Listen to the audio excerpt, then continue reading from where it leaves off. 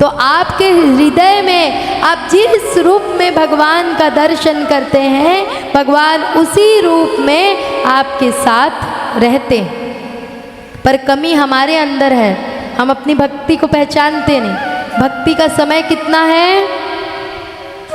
भक्ति का समय नहा धोकर थोड़ी देर अगरबत्ती घुमा लिया, हाँ उतनी देर तो हम ना कोई गलत कार्य करेंगे, ना झूठ बोलेंगे, भगवान के समक्ष एकदम सीधे साधे खड़े रहे।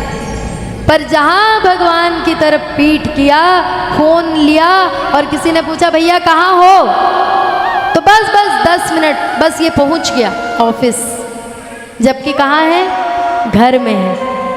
तो क्या भगवान के समक्ष जब हम रहेंगे तभी भगवान हमारा झूठ पकड़ेंगे, और बाकी समय हमारा झूठ भगवान को पता नहीं चलेगा? तो ये ऐसी परिस्थिति जब मन की बनती है कि हम सदैव अपने साथ भगवान का स्मरण करते हैं, तो हमसे कोई गलत कार्य होता ही नहीं है। और यही भगवान की असली भक्ति है। और भगवान क्यों प्राप्त हुए? 16,108 जितनी रानियां थीं, भगवान ने उतने ही महल निर्माण किया, और सभी के साथ भगवान जिसकी जैसी भावना उसी रूप में भगवान उनके साथ निवास कर रहे थे। ऐसा सामर्थ्य क्या किसी सामान्य व्यक्ति में हो सकता है?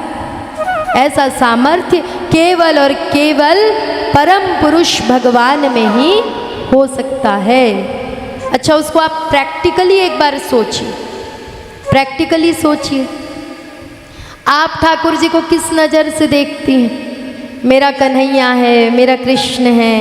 कोई ठाकुर जी को देखता है ये मेरा भैया है, मेरा भाई नहीं है तो भैया है। तो क्या आपको इनसे जलन होती है? नहीं होती।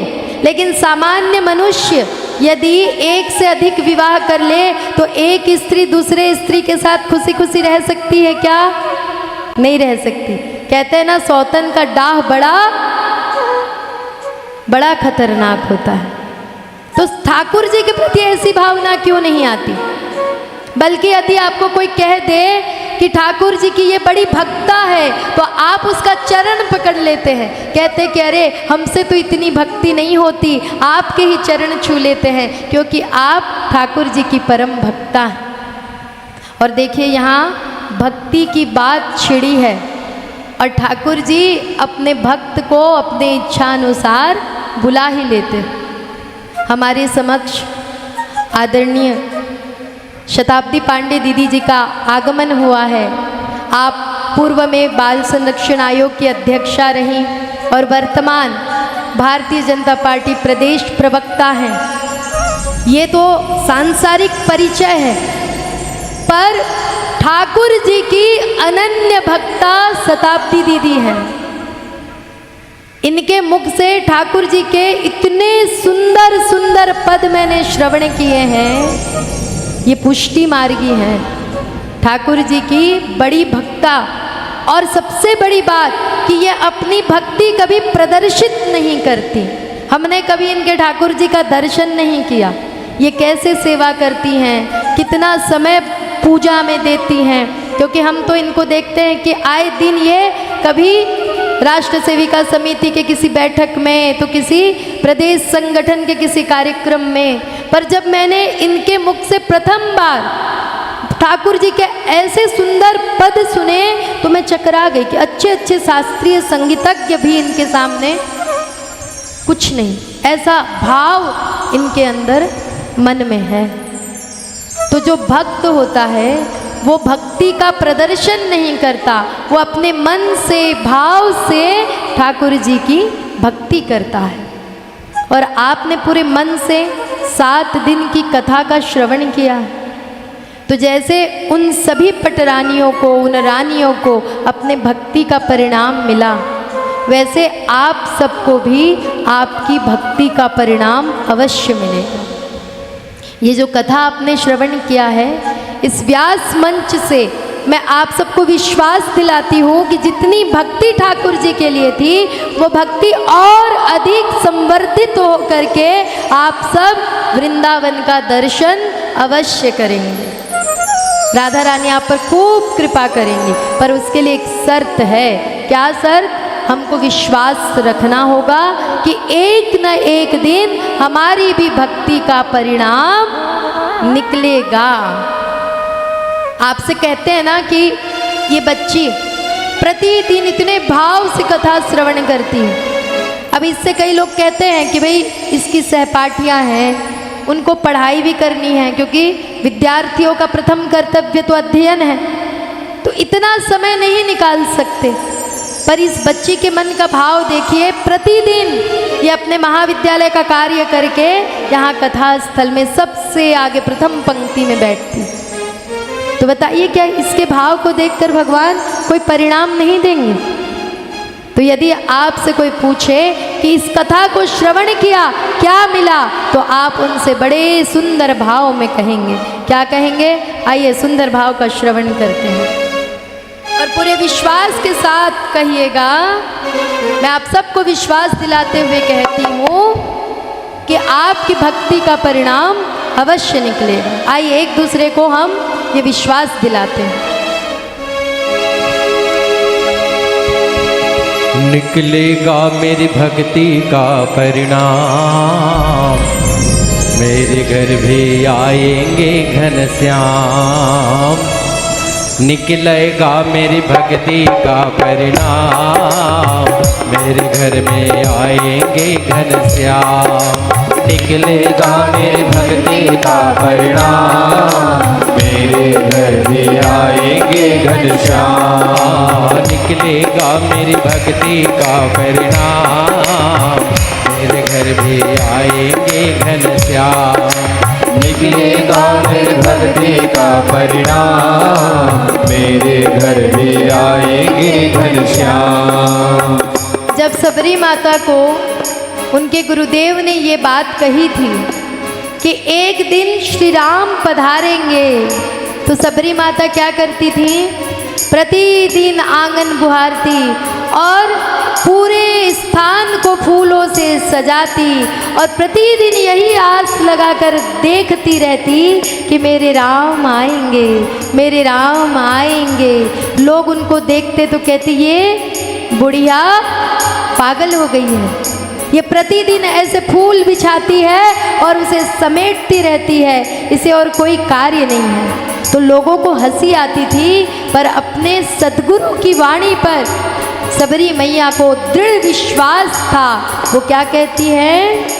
निकलेगा मेरी भक्ति का परिणाम, मेरे घर भी आएंगे घनश्याम। निकलेगा मेरे भक्ति का परिणाम, मेरे घर भी आएंगे घनश्याम। मैं भी प्यासी हूँ हरिदासी हूँ, मैं भी प्यासी हूँ हरिदासी हूँ। राधा जुक खासम खास हूँ, राधा जुक खासम खास हूँ।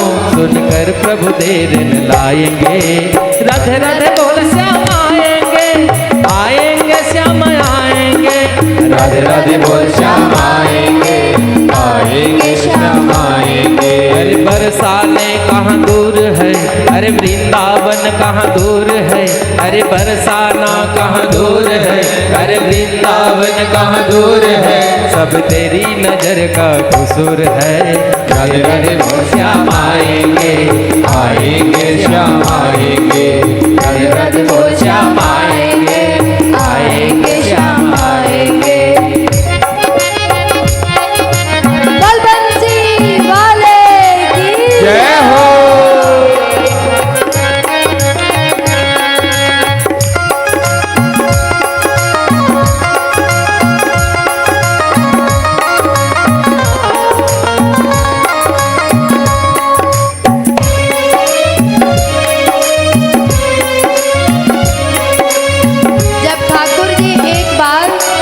हस्तिनापुर गए तब दुर्योधन ने बड़े सुंदर सुंदर पकवान बनाए और उन्हें कहा कि आइए भोजन करते हैं। तो ठाकुर जी ने क्या कहा कि भैया दुर्योधन, ये राजसी भोग मैं नहीं ग्रहण कर सकता, क्योंकि विदुरानी चाची ने मुझे बुलावा भेजा है। और ठाकुर जी कहाँ गए?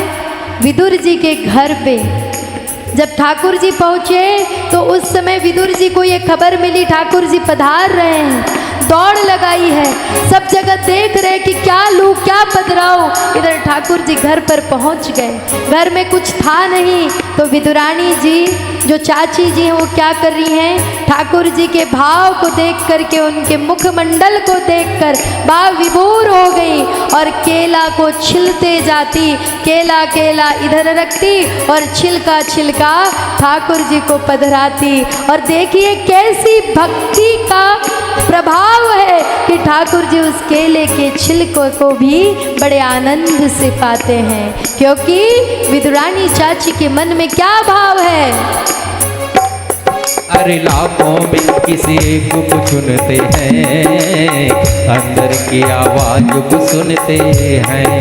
लाखों में किसी एक को चुनते हैं, अंदर की आवाज को सुनते हैं। हाँ, लाखों में किसी एक को चुनते हैं, अंदर की आवाज को सुनते हैं। लाखों में किसी एक को सुनते हैं, अंदर की आवाज को सुनते हैं। बस याद कर फरियाद कर, बस याद कर फरियाद कर, बस याद कर फरियाद कर, बस याद कर फरियाद कर। ना यूं जीवन बर्बाद कर, ना यूं जीवन बर्बाद कर, ना यूं जीवन बर्बाद कर, ना यूं जीवन बर्बाद कर। बीते दिन लौट न आएंगे। राधे राधे बोल श्याम आएंगे, आएंगे श्याम आएंगे।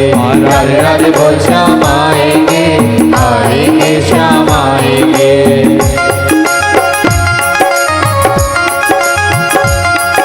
कृष्ण कन्हैया लाल की जय हो।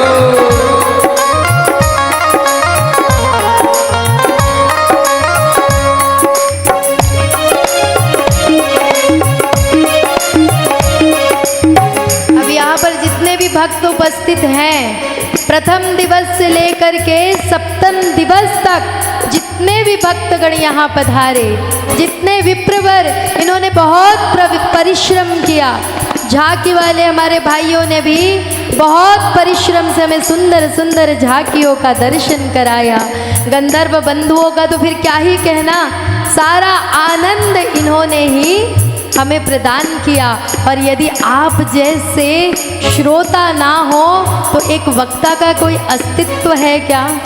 तो आप सबके परिश्रम से, आप सबके अथाह परिश्रम से और भारवी बहन के इस विचार के बड़े ही श्रेष्ठता के परिणाम स्वरूप हम सब आज इस एक प्रांगण में बैठे हैं। और मैं इस व्यास मन से यही प्रसाद स्वरूप आप सबको देना चाहूँगी कि दृढ़ विश्वास रखना।